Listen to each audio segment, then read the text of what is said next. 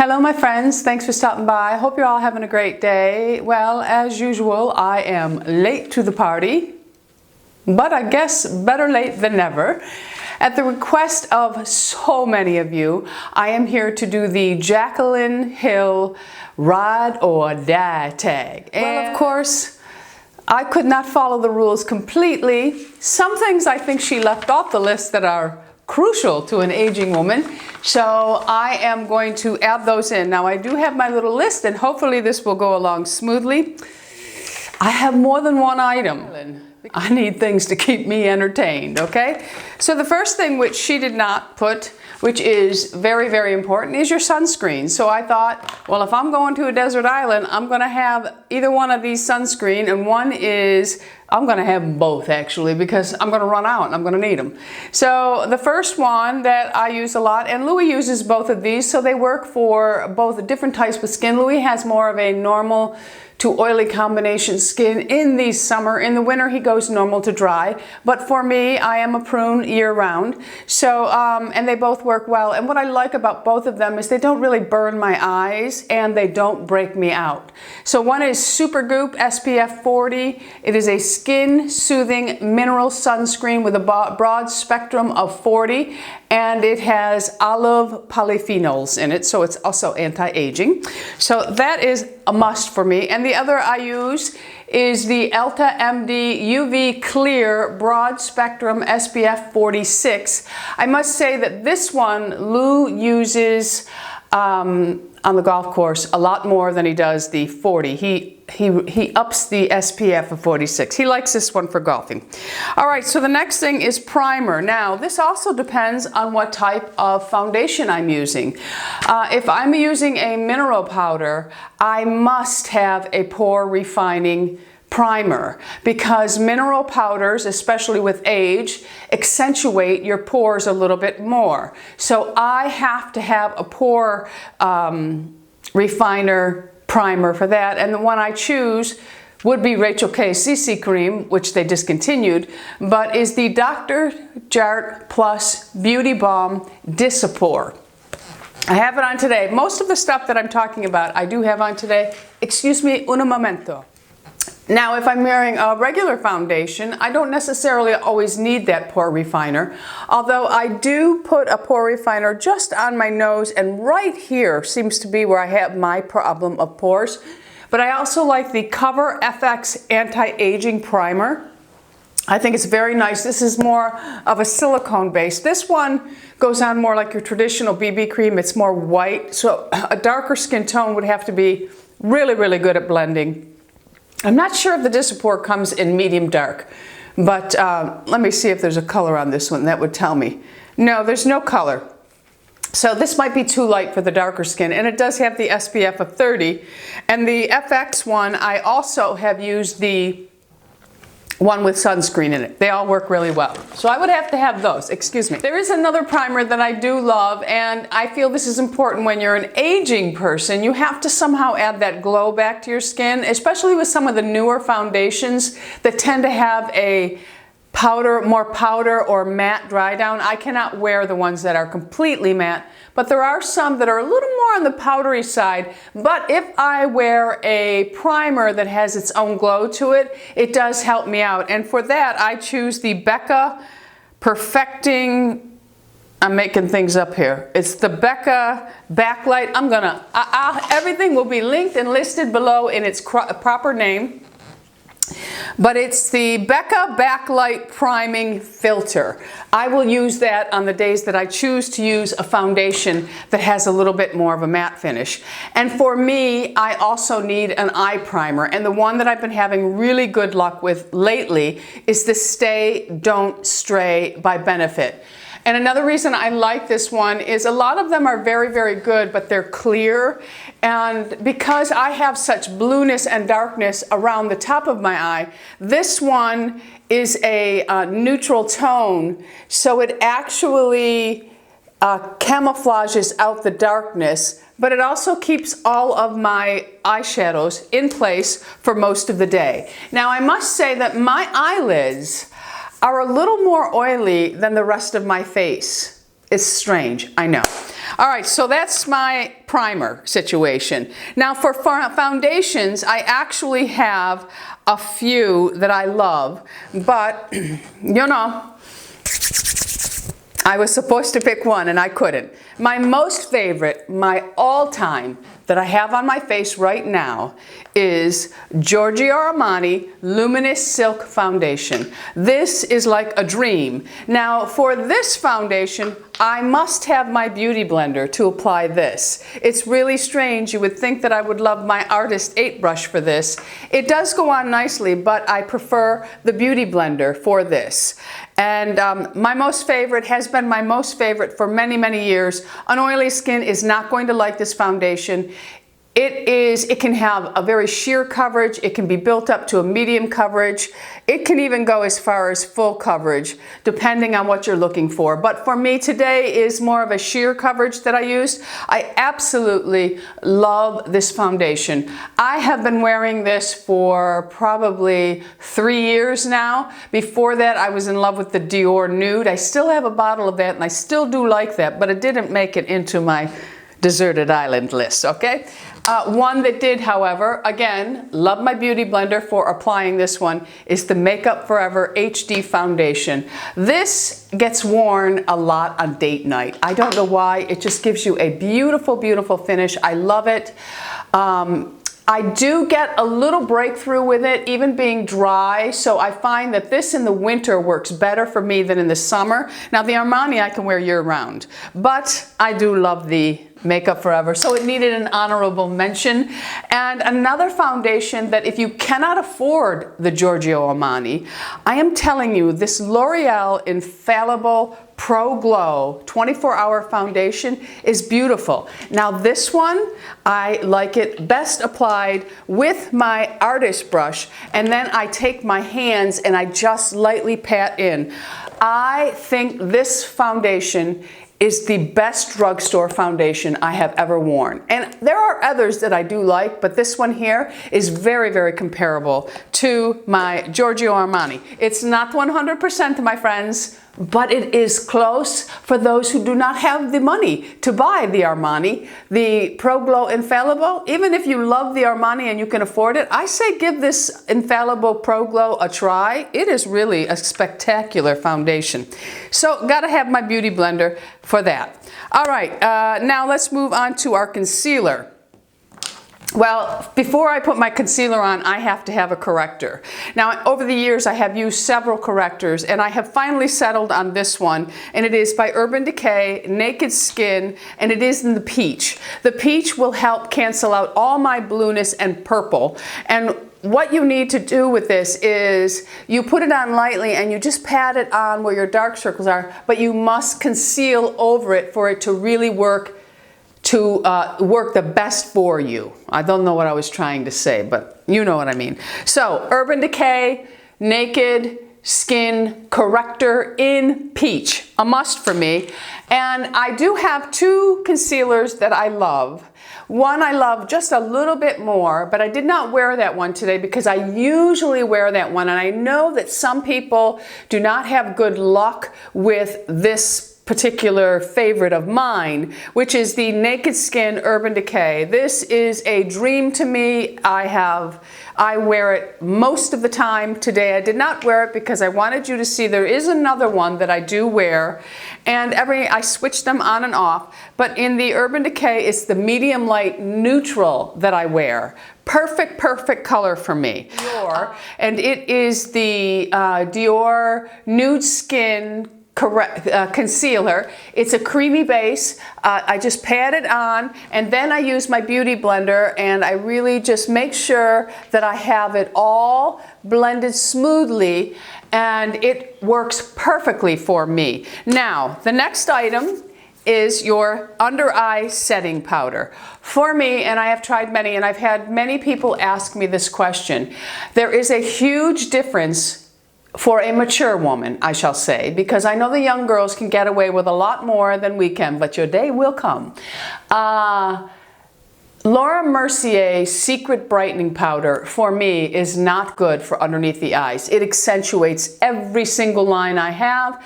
It makes it look like a hot mess underneath my eyes. So when I talk about using Laura Mercier's powder for baking underneath my eyes, I am talking about the translucent. It is phenomenal. I apply it either with a brush, but here is the one trick we must do even on a desert island. We must make sure that we pat our concealer before we put our powder on, no matter what powder you're using, to make sure there are no creases already there. Because if you're going to bake and you have a crease, you're baking that crease right into your under eye, and we don't need that. I find that my damp beauty blender, picking up enough of the powder and just pressing it on and leaving it. I've done it in several of my tutorials, and then wiping it away. Your concealer will last all day and it will not age you. I promise you, if you find the right powder and the right concealer, this will be a blessing for you, believe me. But for me, it is the Laura Mercier Translucent 4 setting. Now, you all know, and I've talked about this in other videos, my most favorite powder is the Luminous translucent pressed powder, which they have discontinued, and I have been told that it's being reformulated to be reintroduced in September. Now they'll probably just make the container smaller and charge us more money. I don't know, because this is a lot of powder in this Luminous. But to be fair, I thought, you know, I am going to show them that I have found another powder that I'm liking. And on this side of my face, I have the new Kat Von D Lock-It powder. On this side of my face, I have the Luminous. That's how much I'm liking this Lock-It. It is a beautiful, beautiful translucent powder. I did not like it for setting underneath my eyes. That does not mean that you won't. It may work perfectly for you, but the Kat Von D Lock-It is a beautiful, beautiful powder. Doesn't look cakey, doesn't age me. But I really don't think there is much of a difference. The Luminous has just that slight shimmer to it. Unfortunately, again, this powder is not going to be for the dark skin, because I've not yet seen it come out in any other colors, which is very unusual for Kat Von D. She usually includes all color shades, but for now, this is all they have. It's a wonderful powder. Okay, so let's move on to our blush. We're just going to go in the order that I wrote it down. Now for blushes, I really had to think about this because I have a ton of blushes, and I do like the MAC blushes, but I like the satin finish for MAC as I age. I don't like the shimmer. I don't like the mattes as much. I prefer the satin because you do want that highlighting effect, but I don't want to be piling on all kinds of things at this point in the game, okay? Because my game is getting old and she needs to cut back on a lot of things. But that's not to say that you shouldn't, because today I have on everything just so I could show you in a video.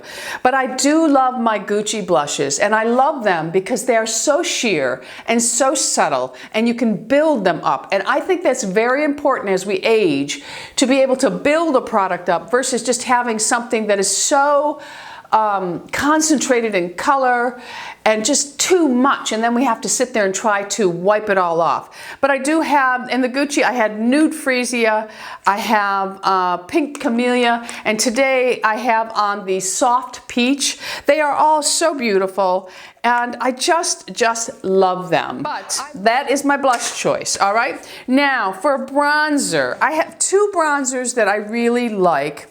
I'm not so much into the contouring game anymore. I use my bronzer to do it. And my most favorite bronzer, and actually this is my second one, and it is the Nars, and this is the Tahiti bronzer Laguna. This bronzer is just so fabulous. Now again, maybe not for the fairest of skin, but just a phenomenal bronzer. I have such a good, it just turns out beautiful every single time. But there is another one that I reach for and I have on today. And I just love it. And it is the Laura Mercier Matte Radiance Baked Powder in Bronze 1. I just love this. I have a backup of it. It's so easy to wear, so sheer. And again, that's another thing that's important to me at this point in my life.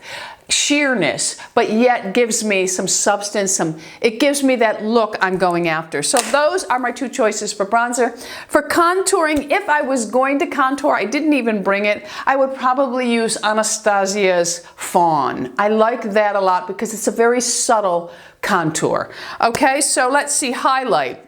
Now highlight I have on today, and my favorite is the Kevin Aquan. This is the Celestial Powder in Starlight. I just think this is a really beautiful, beautiful color. It is a little on the pinkier, kind of goldish side, but it has such a gorgeous shimmer to it. And it's very subtle, no sparkles come jumping out. I have it all along here, and I apply it with a beautiful fan brush, okay? And it's the Sephora brand that I use. All right, so that's my highlight. Now palettes, eyeshadow palettes. There's two. I could not choose because I love them both, and I think I love them. One I think is just a tad bit better in quality, just a tad. A tad. And when I say that, I mean it's just a tad better. I feel that for the inexperienced hand, it's easier to work with the Art shadows, which blend like a dream and are just beautiful, beautiful shadows. So my palette is the neutrals. Yes, the Neutral Matte by Art. I have all of these shadows on today. Absolutely love them. So many different looks can be achieved. The only one I truly do not use in this palette are the gray and the black because they're just not me. But that's not to say in the fall I won't be popping on here and doing some colors. That's some things for you. This is the other one, tutorials for you, okay? I'm trying to, it's already saying 19 minutes. I'm trying to keep it under 25 minutes. Anyway. Kat Von D Shade and Light palette. I wear it all the time because it just is perfect for me. I love the colors. Again, it's very rare that I use the black. Well, I don't ever use the black. Who am I kidding? But these shadows are beautiful. You get a lot of them. They are neutral. They're all mattes and just stunning. I find them very easy to work with, but you have to remember I'm very experienced at using all different types of eyeshadows and brushes. I feel that they have a little bit more fallout than the Art for me, but I feel that this is a palette that is just so perfect, and I think everyone that wears neutral shades, the warmer tones, should absolutely have the Shade and Light palette. I think the Art is important too. All right, let's move on. Lash primer. I've been using, before this, I always used Lancome's Booster Sills. I loved it. And there's also a drugstore one, it's by Maybelline, that was very good. But since I found Revitalash Volumizing Primer, nothing else will do. I absolutely love, love, love the Revitalash Primer. All right, so the next product we're going to talk about is mascara. Now for me, I have two mascara. My most favorite, and I don't have the tube with me, I left it and I don't want to get up and go and get it, is the Bobbi Brown Smoky Eye Mascara.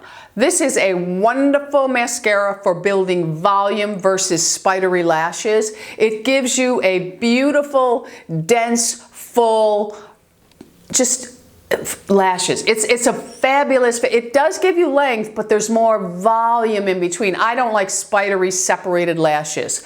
I like a little bit of clump, I guess. I guess that's how I'll say it. I like a little clump. But my only beef with it is it does not come in brown, and according to the salesperson, she told me that Bobbi Brown feels that mascara should only come in black. I don't know if she has a brown mascara in any of her mascara formulas, but I do love the Smoky Eye. I go through tubes and tubes and tubes of it. I've probably purchased 10 since I found it. The next one I really like and I have on today, and it is a brown, is by Giorgio Armani. And this is the number 3. It is such a perfect brown mascara. And again, gives you good volume, little bit of length, but nice coating on the lashes. And I like that. And of course, I like that they all have the old-fashioned dog old dog style of mascara. I don't like the rubber ones at all. All right, let's move on. So the next thing we're going to talk about is eyeliner, which Jaclyn did not have on there, which I think it was just an oversight on her part because she uses liners. My most favorite, and I think beats any as far as staying in place. Now I use my eyeliner only for my tight line or waterline. I don't use them above my lashes. So I'm speaking of the staying power for those two areas, the tight line. And when I use a product on my tight line, I don't want it to transfer onto my waterline. This is the only one that I have tried so far. I'm sure there are many out there, but I did buy the Chanel, and I'm sorry, the Chanel transferred to my bottom waterline when I used it on the tight line. Is the Nars Larger Than Life Via Pia brown eyeliner. I just absolutely love it. It stays, it doesn't budge. It's on my tight line until I remove my makeup at night, okay? So eyebrow pencil, I don't have the one. I'm waiting for an order to come in. I ordered. My most favorite is by Anastasia, and it's the triangular eyebrow pencil, the one I've been using right now, and it's okay. What I like about it is it's matte. Is this Smashbox Pro Tech matte pencil. I do not like a waxy eye pencil, so that's why this one has worked for me. But my most favorite is the Anastasia angular one. Okay, so let's see. We have lipstick. Well, I love lipsticks. I have so many different formulas, but I had to choose. And it would be the Tom Ford lipstick. And today I have it on in Bare Peach. And I also I just bought another Bare Peach, and I bought another color that I thought I would show you.